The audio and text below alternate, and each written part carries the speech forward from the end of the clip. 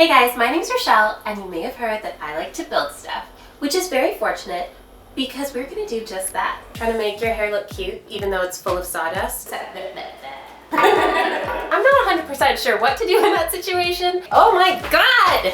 It actually worked. The Sorry Girls are currently working on a special makeover for our incredible producer Nina. She has such an amazing personality and she deserves a space to match. One of our favorite ways to add a unique touch to a space is to add beautiful, thoughtful, and functional DIY projects. And if you like what you see, go ahead and subscribe to the channel. There is so much DIY and design content to enjoy. So what are we working on today? Nina's kitchen has such a simple, straightforward design that you'll find in a lot of Toronto condo buildings. Gray cabinets, gray backsplash, neutral countertop. It's not a huge space, but it definitely feels like it's missing something. So we wanted to give her a custom kitchen island that will make her space feel more cozy, give her a little added work surface, and some extra storage space. Nina loves an organic, modern design style, and so we pulled these inspiration pictures right from her mood board. She even has a note on there saying she would love a curved kitchen island with seating and storage. Well, Nina, if you want it, you got it. So here's the plan. So I'm going to start with a base of kitchen cabinets for storage and then add on some side panels that are going to allow me to attach some fluted pole wrap that curves around the back of the island. But these empty spaces won't make for the sturdiest base. So I plan on attaching some support pieces that will help the pole wrap hold the shape of the curve, and just for good measure, throw a couple of vertical supports in as well. And then we put on a countertop that mirrors the curve of the base, and that's it. Well, that was it. But the more I looked at it, the more I thought that this needed to have that fluted look the whole way around. There will be doors on the front side, but we'll get to that later. So first, we're gonna start with the countertop. We are gonna do something that has been on my woodworking bucket list for quite a while. We are gonna make a tabletop out of construction lumber, pocket screws, and a whole lot of wood glue. I'm really excited to try this out and see what happens. So I think it's my favorite time of the day. Let's go get some lumber.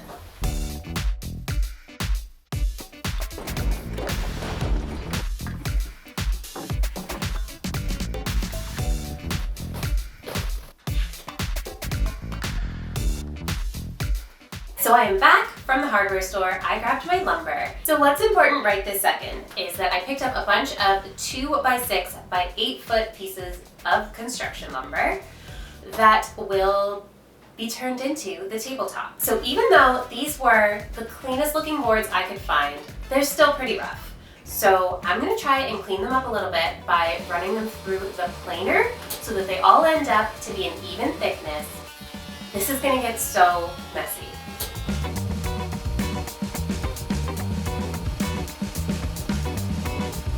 Okay, so if you can see that, this is what we call snipe, and I actually don't know how you can avoid this when using the planer. It's a result of the pinching mechanism squeezing down on the board in order to pull it through the machine. So I just account for about 2 inches of lost material when I send my boards through the planer. Hence why I haven't cut them to size or anything like that. This was the first step I did. Yeah, remember when I said it was gonna get messy? It got messy. Then I'm gonna cut off those rounded edges on the table saw so that they look nice and straight and will hopefully butt up against each other without a lot of gaps. Okay, so now that I've got both of the rounded edges cut off of our 2x6s, and now they're down to a final width of 5 inches, I'm gonna go ahead and cut 2.5 inches off of one end just to get rid of it. And then I'm gonna cut 21.5 inches off the other end, and that's gonna leave us with a rough finished size of 72 inches. So now that I've got my boards aligned exactly how I want them, I've actually gone ahead and flipped them all over so that I can work on the placement of the pocket holes. So how we're gonna join these together is we're gonna put a lot of wood glue in the seams, and then we're gonna pocket screw them together. Snack break. Ketchup chips. Is this like Canadian? If you know, you know. All right, we got this.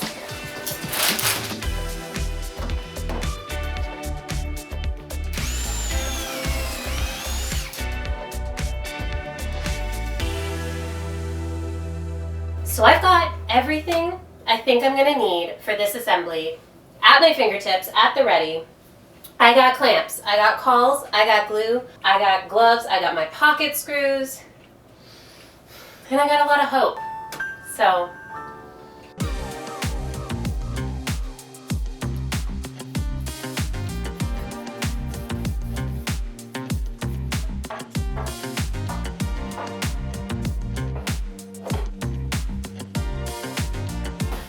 we must squeeze. That is an intense amount of clamps, but now we're gonna add the pocket screws, so like, there's no way this thing is coming apart, right? Whew, so when you are joining boards, this is something along the lines of what you want to see. Glue squeeze out. That means that there was an excessive amount of glue and these boards were pulled together so tightly that they squeezed all of this glue out. One more thing this evening. You remember how we bought this 3/8 inch dowel? Well, I want to show you how you can use that to plug your visible pocket holes. Now granted, our pocket holes are on the underside of this countertop, so it's not the end of the world, but it's for Nina, so we want to make it look as good as possible. So there are commercially available plugs that you can buy. However, they can get quite expensive. So back when I was learning to use pocket holes, there was a YouTube channel called Fix This, Built That, and I saw him do a tutorial where he made a jig that allowed him to cut his 3/8 inch dowel into manageable size pieces very quickly and easily, so that you end up with a little plug like this, which you eventually hammer in with some glue.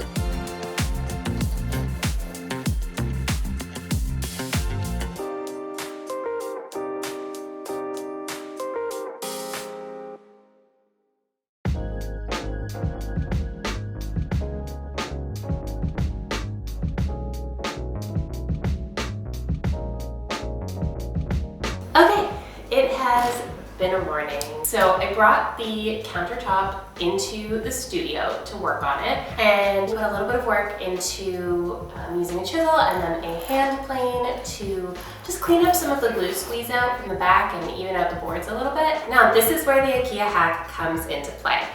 Earlier this week, I went to Ikea and picked up 2 of their section base cabinets that are 15 by 15 by 30 inches. Okay, so why are we using Ikea cabinetry when I like to build stuff? I think it's a fantastic idea to start with a very solid base. Ikea got a ton of professionals working for them. They know what they're doing when it comes to building furniture. So with Ikea furniture, they're forever telling you to, use a screwdriver, don't use power tools. I'm not that kind of girl, to be honest. So let's build our Ikea cabinets.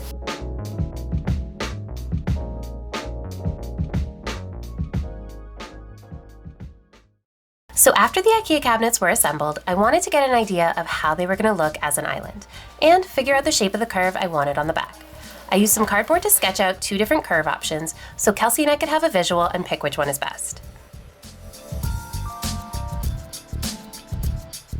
I think I'm going to pack up one of the cabinets, toss it in the car, maybe grab some MDF on my way home, and that way we can get started bright and early tomorrow morning on constructing the whole support system.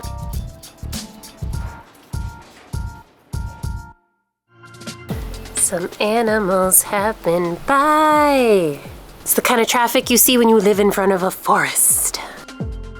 Okay, good morning. We are back in the basement, and that is because we are going to give the table saw a definite workout once again today. And I'm also really stoked that we're going to get an opportunity to use these cut-off pieces from the boards to help make I want to call it a plinth, I'm not entirely sure, but the supports for the underside of our Ikea cabinet. Ikea sells a wide range of doors for these cabinets, but obviously I gotta make things a bit difficult for myself and build my own doors out of the same MDF that I'm using for the side panels. But this also means I can't easily use the hinges Ikea sells to go with this cabinet. So since I already own this concealed hinge jig, the best course of action is to actually go with these hinges that I picked up from the hardware store. So they come, in a couple different pieces and with the screws separate. They're not necessarily as straightforward as using Ikea hinges on Ikea furniture, but if you're just making your own cabinetry, they are an amazing option. So now that I think that I've got this figured out, it is time to install it on the real doors. Fingers crossed that it goes well.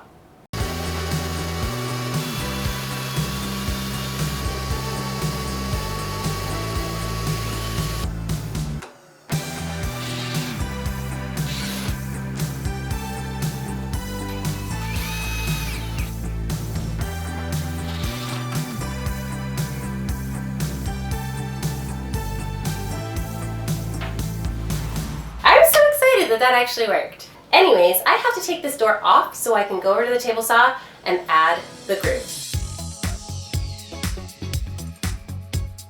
So when I was at the office, I took a chance to measure the pole wrap just to see how far apart the grooves were, how wide the actual groove is, and how deep they appear to be. Luckily enough, the grooves actually look like they're pretty much a kerf's width, so the width of this saw blade. So all we have to do is run them through over and over again, and we should be able to replicate the look. And then we're gonna get into it on the MDF doors and the MDF sides that we made the cabinet.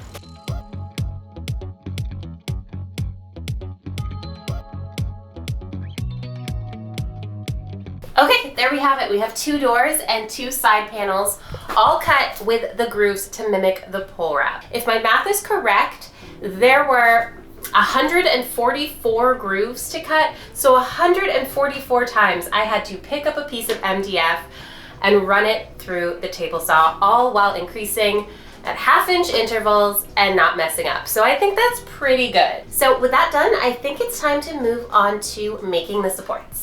So we're gonna use this template to cut some MDF pieces that are going to be mounted in the gap, so there's lots of support.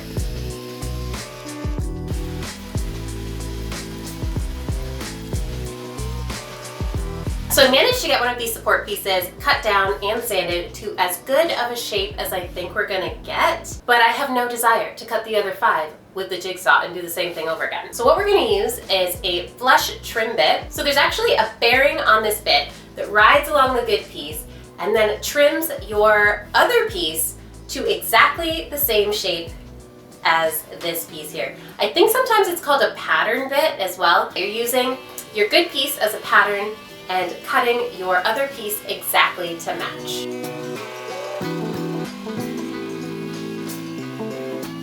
Definitely way faster than jigsaw.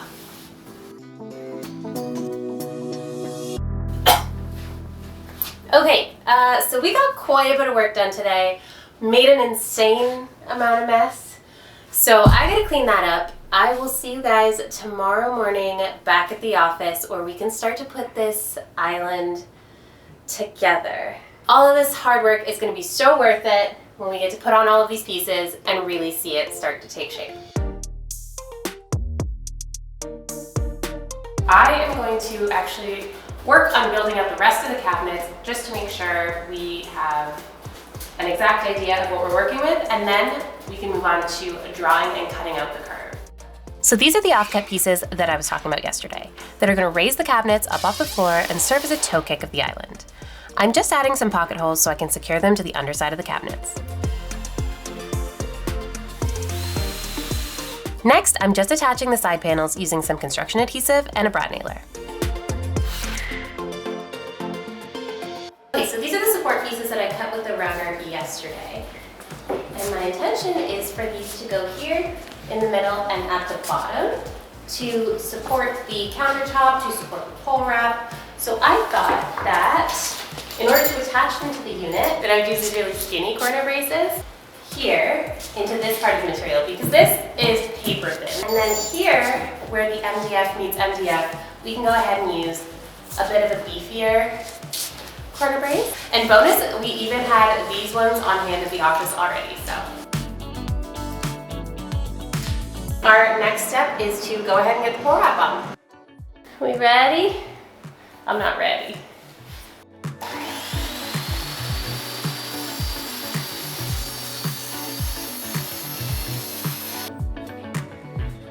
I have never actually used this stuff before, so I'm excited to see how it goes on. We're just gonna go in with some construction adhesive and some nails. But this time, we're actually gonna be using a pin nailer rather than a brad nailer because it uses these teeny tiny headless pins. Now they're stuck. Pretty small. They leave a much, much smaller hole than regular brad nails. And that way, when we go in with primer and paint, it should hopefully fill in all of these little holes because I plan on putting a lot of holes into this unit.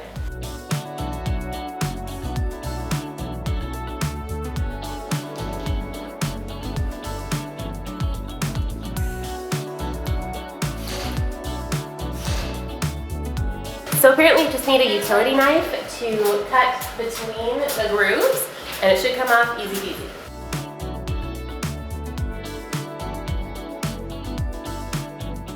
So the pull wrap is on and they are looking fantastic. So the next step we need to do is to prime these. Now with MDF, it's very susceptible to absorbing moisture. So it's not really a great idea to use a water-based primer on this. So you're probably going to want to use an oil-based or a shellac-based primer. We happen to have some shellac primer here at the office that we're going to use to prime these. I've taken the doors off to do them separately.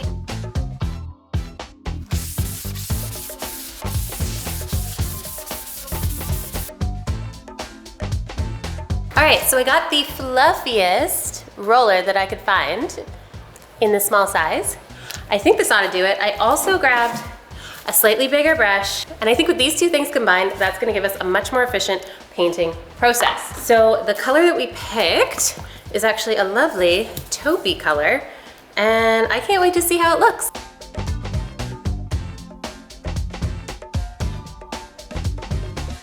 Okay, so we're gonna give that paint a chance to dry, and while it is drying, I'm gonna go ahead and work on the countertop. Remember how we cut all of those pegs? We are gonna first fill in our pocket holes.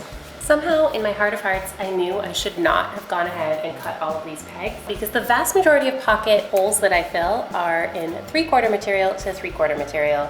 So these 1.5 inch pegs fit just fine in those holes, but it's just dawned on me as I've installed this first one that these holes go a little deeper, so. Okay, so don't do what I did and cut all of your pegs way too short. So I'm gonna try to use this little bit of dowel that I brought from home because I somehow knew that I was gonna mess this up. And I'm just gonna fill the ones that I think will be visible on the underside.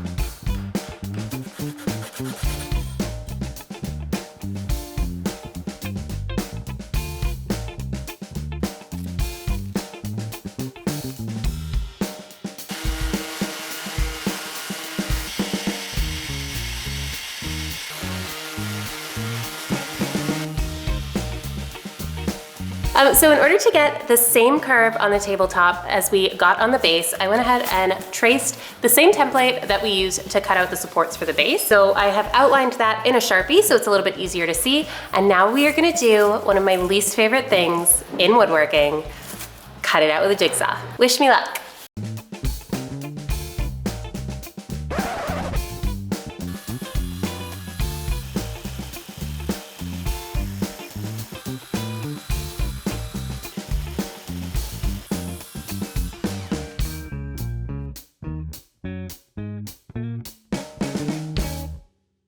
So we are back in the basement for the final time on this particular project, I promise. I just ran into a couple little obstacles that prolonged the process a little bit, and rather than rushing the finish on the tabletop, I decided to bring it home so that I could give it a stain and a top coat lovingly, slowly, properly throughout the weekend so that it's got the finish and protection that Nina deserves. So we decided to go with the stain color Flagstone from Varathane because it gave us sort of a warm but yet still gray leaning tone to the wood that I think is going to look really nice, complement her cabinets and the taupey grayish color we decided to paint the base. So we're going to go ahead, put a little stain, put a little clear coat on, and the next time you see this tabletop, it's going to be in Nina's condo, styled up, looking fabulous.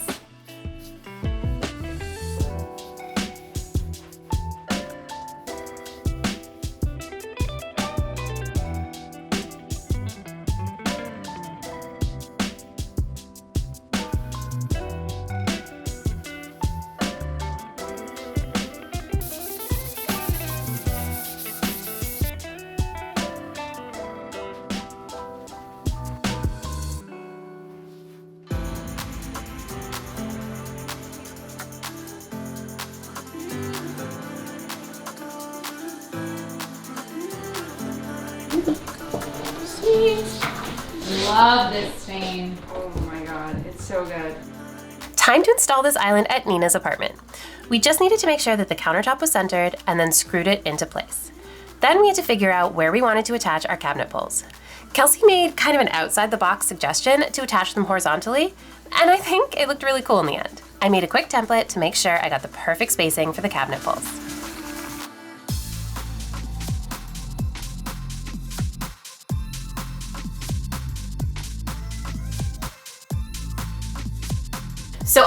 lot of fun, and I learned so much during this build. A lot of great information, let's call it, that I can take forward into future projects, so hopefully I don't run into those kinds of hiccups again. So if you want to see another piece of furniture that I got to build for another member of the extended TheSorryGirls family, check out the corner desk that I built for Elliot's work from home office. Thank you so much for watching. I had a blast, and I will catch you guys next time. Bye.